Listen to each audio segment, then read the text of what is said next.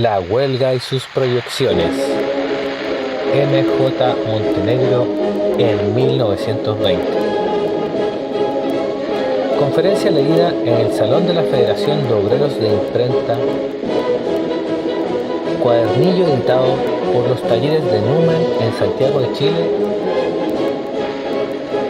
El dinero recaudado por la venta de este cuadernillo fue entregado a los presos por las causas sociales de la época.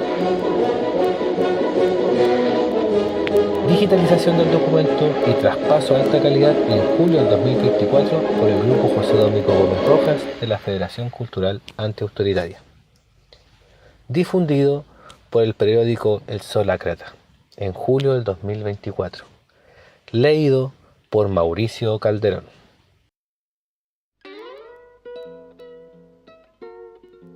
Uno. Beneficios transitorios de la huelga por el aumento de salarios. Es un hecho evidente, constatado por todos los que piensan hondo sobre cuestiones sociales, que el valor de los consumos sigue siempre una línea ascendente. Entre los muchos factores que influyen el mercado para producir este fenómeno económico, está el aumento de los salarios que encarece la mano de obra en la producción industrial. A un mayor salario responde, como el eco al sonido, un mayor precio de los productos. Y es natural que así sea, puesto que el mayor costo de producción debe comprenderlo necesariamente el consumidor. Sentado en este principio de evidencia indiscutible, puede asegurarse sin peligro de caer en error que un aumento de salarios como resultado de la huelga es solo de carácter transitorio. A poco de haber conseguido el triunfo por el medio de un paro en el trabajo, se ve que los consumos han sufrido un alza en su precio, equivalente y a veces mayor que las ventajas obtenidas con la huelga.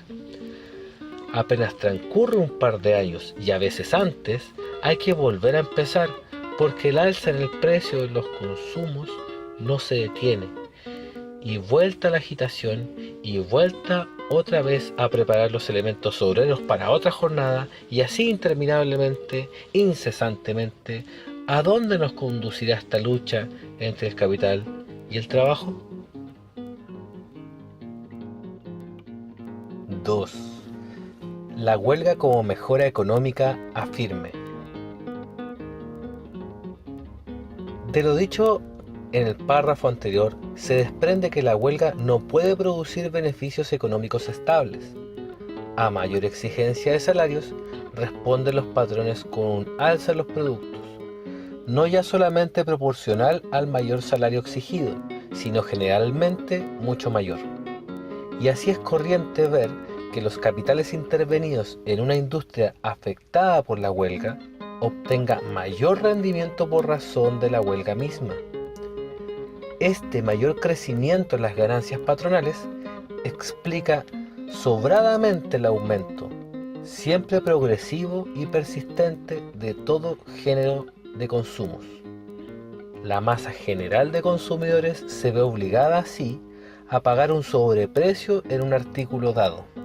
Y como al fin y al cabo los obreros de todas las industrias se ven afectados por el mismo fenómeno general del encarecimiento de la vida, es lógico que procuren defenderse de la carestía, elevando a su vez el precio de su esfuerzo.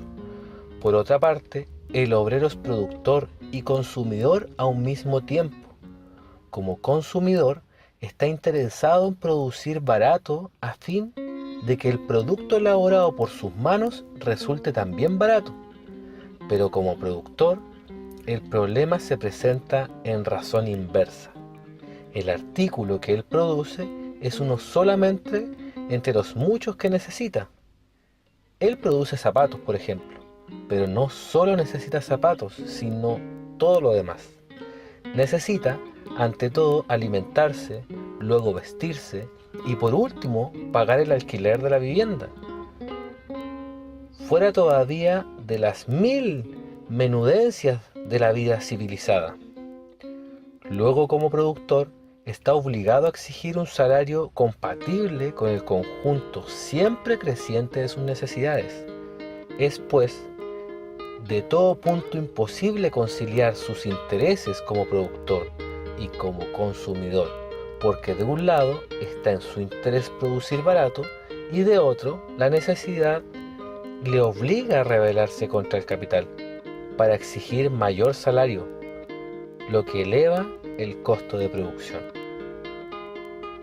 De ahí entonces la ineficiencia de la huelga para alcanzar mejoras económicas afirme, y de ahí también la periodicidad de las huelgas, que no podrán terminar jamás, sino con una transformación sustancial en los modos de producción y de consumo.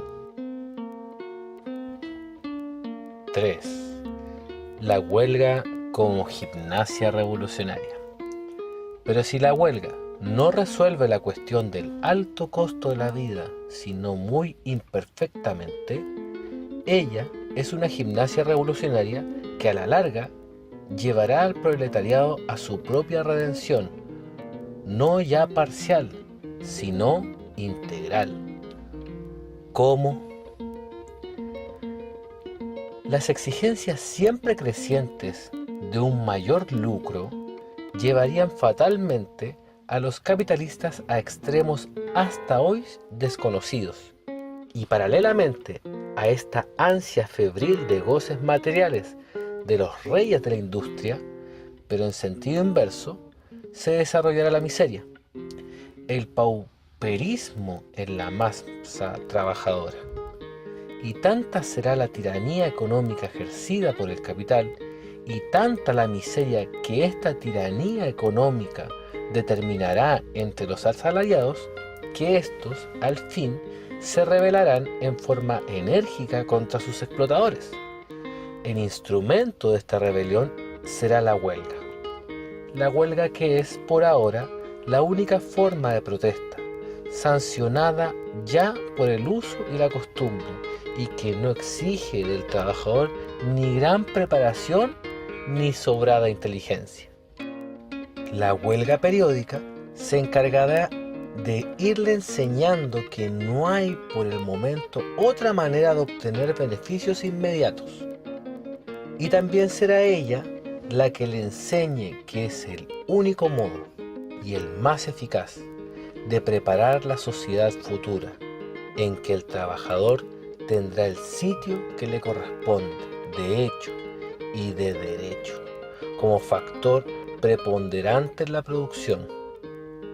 Probablemente, la transformación social del porvenir será debida a una gran huelga, al cruce de brazos general, al paro total de los trabajadores y acaso también de la llamada clase media del país, que es la que sufre con mayor intensidad la tiranía económica de la clase pudiente. 4. La huelga por dignidad. Hay un género de huelga diverso de la motivada por el aumento de salarios, y es la huelga por dignidad. Esta huelga es de carácter moral y no económico. Ella pone en evidencia la honestidad, la hombría, una conciencia emancipada y el alto concepto de la dignidad que tienen los trabajadores. En muchas de estas huelgas suele darse el caso de que en el curso de su desarrollo, los huelguistas presentan al patrón peticiones de índole económica. Creo yo que esto es desvirtuar el significado de la protesta y dar armas a los patrones para acusar a los obreros de salirse de lo justo al formular exigencias ajenas a la cuestión que ha originado el paro. Sin embargo, en casos excepcionales, me parece que puede admitirse la presentación de exigencias extrañas al asunto en debate, cuando, por ejemplo, haya reconocida hostilidad, manifiesta prevención de los patrones contra los obreros. 5. La huelga por solidaridad. He aquí ahora una huelga altamente moral. Esta huelga es el más educativo de los movimientos obreros, porque sin interesar el conflicto directamente a los que prestan a sus hermanos de trabajo esta ayuda moral, decisiva en algunos casos, les irroga casi siempre prejuicios económicos. Esta es la huelga más simpática de cuantas pueda imaginarse. Ella eleva los caracteres, capacita al obrero para el ejercicio de la solidaridad, extirpa egoísmos ancestrales y funde las almas al calor de los sentimientos y de los afectos más puros. Ella eleva el alma obrera de la vulgar lucha por la vida a ideales de una nobleza y de un altruismo que significa a la clase obrera ante sus propios ojos, y lleva a los capitalistas ensordecidos una prueba del temple moral de los trabajadores que tales actos de solidaridad realizan. 6. Justicia de la huelga. Condición indispensable de una huelga es su justicia.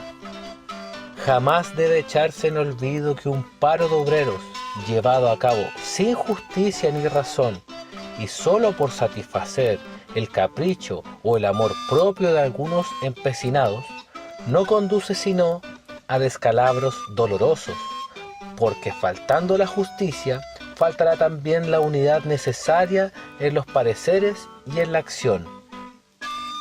No debe olvidarse que el obrero de hoy posee la virtud sobresaliente del sentido práctico. Él no entra, así nomás, en un movimiento que no está abonado por la justicia. Él no se presta a secundar así, a ciegas, sin examen previo, una huelga. Si él no la estima razonable y que por esto mismo cree que envuelve el peligro de un fracaso, un obrero relativamente versado en cuestiones sociales se inspira ante todo en la justicia como razón determinante de los movimientos obreros, porque sabe, por educación o experiencia, que todo acto humano, sea individual, sea colectivo, debe estar encuadrado dentro de aquellas causas indispensables.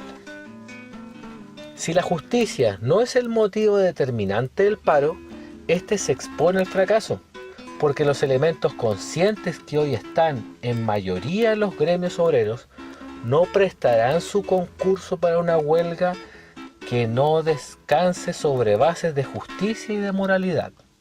La justicia debe, pues, determinar la razón de la huelga. 7. La huelga y su oportunidad. Indispensable es también considerar la oportunidad de la huelga, ya que es este un factor decisivo. En cuántas ocasiones la impaciencia de unos pocos y a veces sin experiencia alguna en cuestiones sociales precipita un movimiento y lo lleva al fracaso por no aguardar una oportunidad propicia.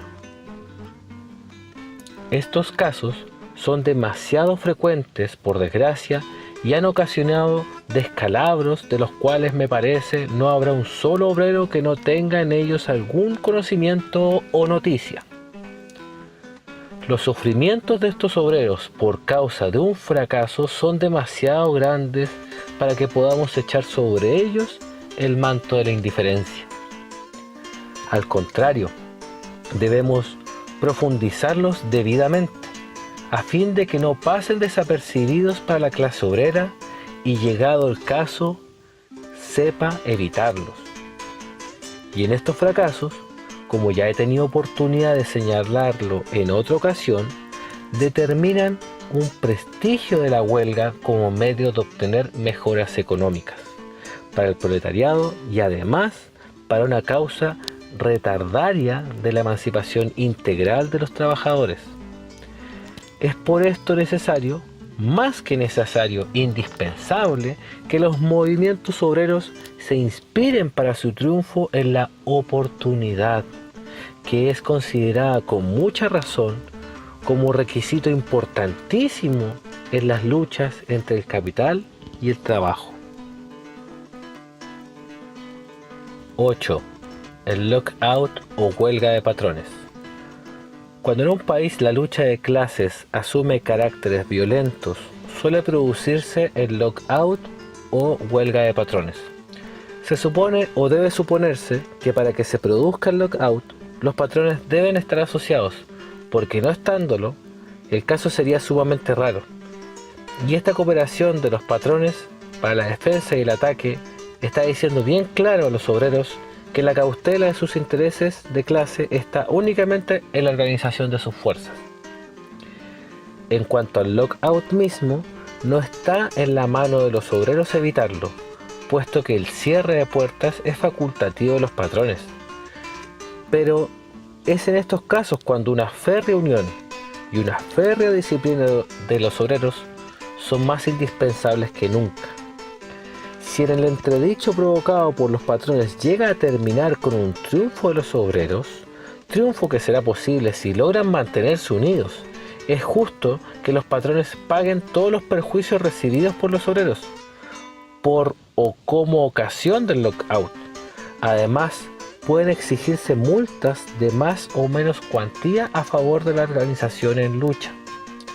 Es de notar que el lockout es un arma de dos filos, por cuanto al tratar de herir con ello a los obreros y sitiarlos por hambre, la misma gravedad de la medida suele provocar represalias que toman caracteres de revuelta social, poniendo en peligro todo el sistema de organización capitalista.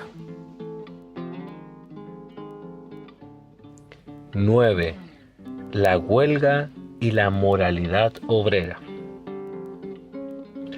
A pesar del desarrollo de la cultura obrera, que va siempre en sentido ascendente, existe en los gremios un elemento negativo.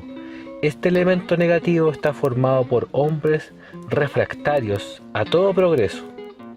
Ellos son los moralmente atrasados, elemento constantemente dispuesto a romper las huelgas, por justificadas que sean.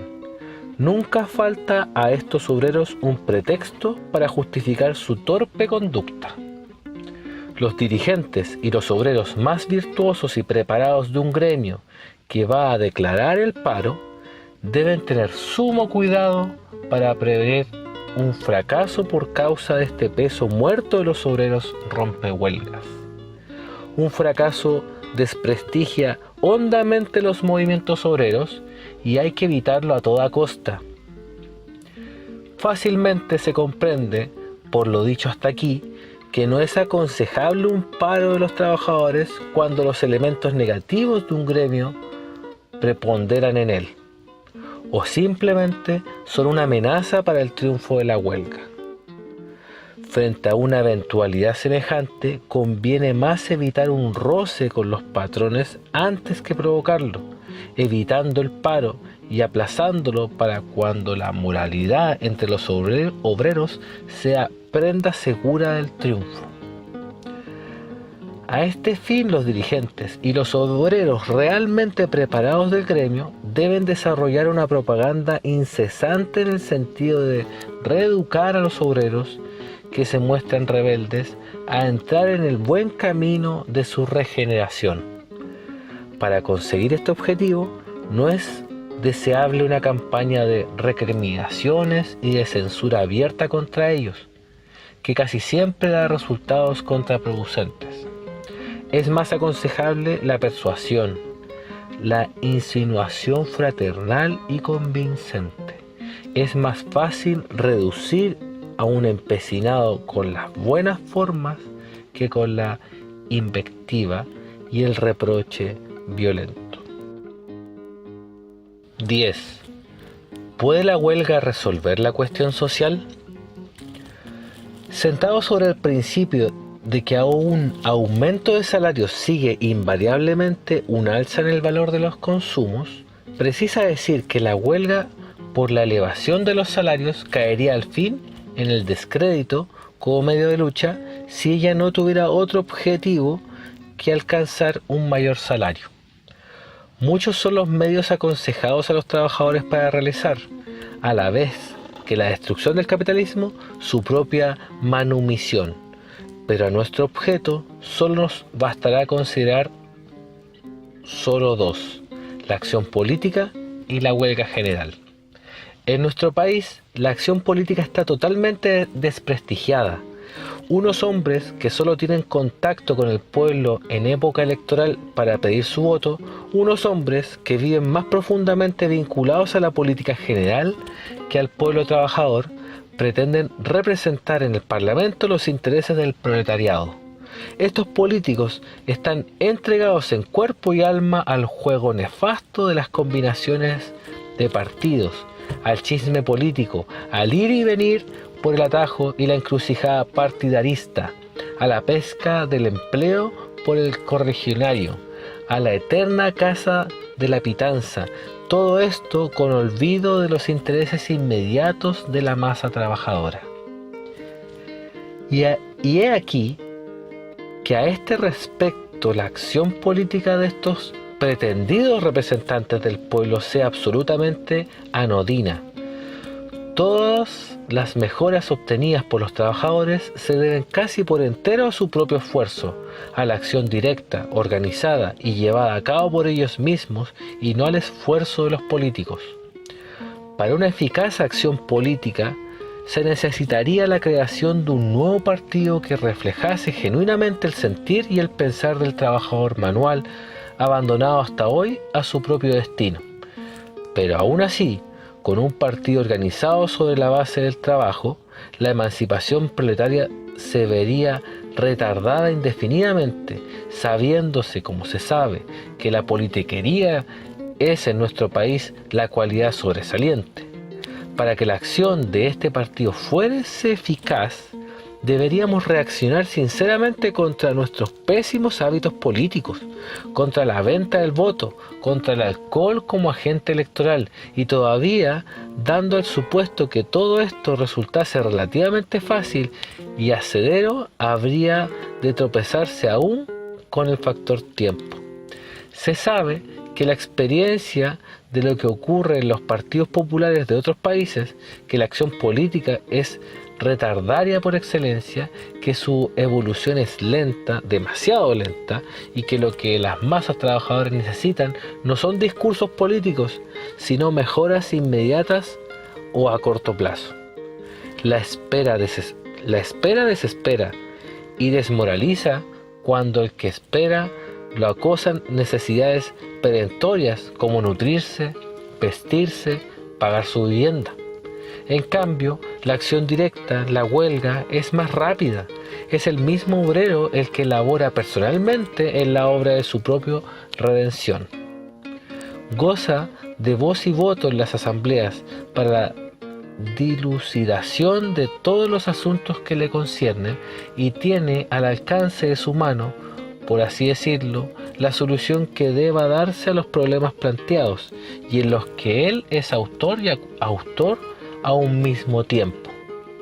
Ahora bien, si las huelgas parciales o regionales son a propósito para una elevación en los salarios, la huelga general es de proyecciones mucho más vastas. A su influjo habrá de conseguirse mejoras trascendentales y puede, en casos excepcionales, servir de base a una transformación total de la sociedad burguesa.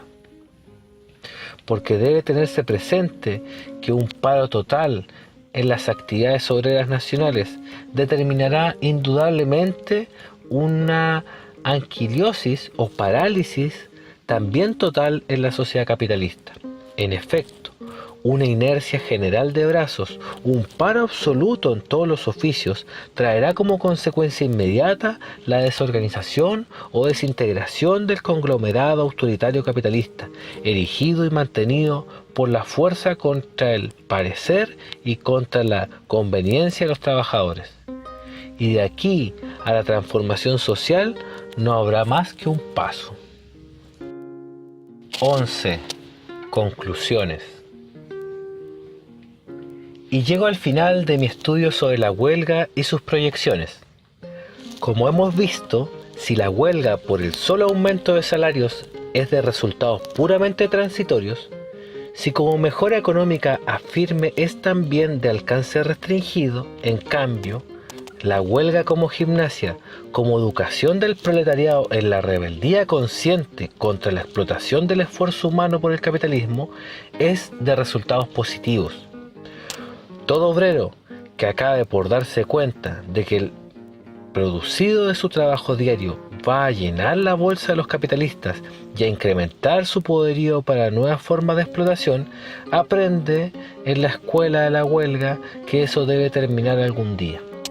Y así, con el transcurso del tiempo, llegará a formar una conciencia revolucionaria capaz de dirigir sus actividades en el instante preciso hacia el derrumbamiento de un régimen que constituye el oprobio más execrable de la mentida civilización moderna.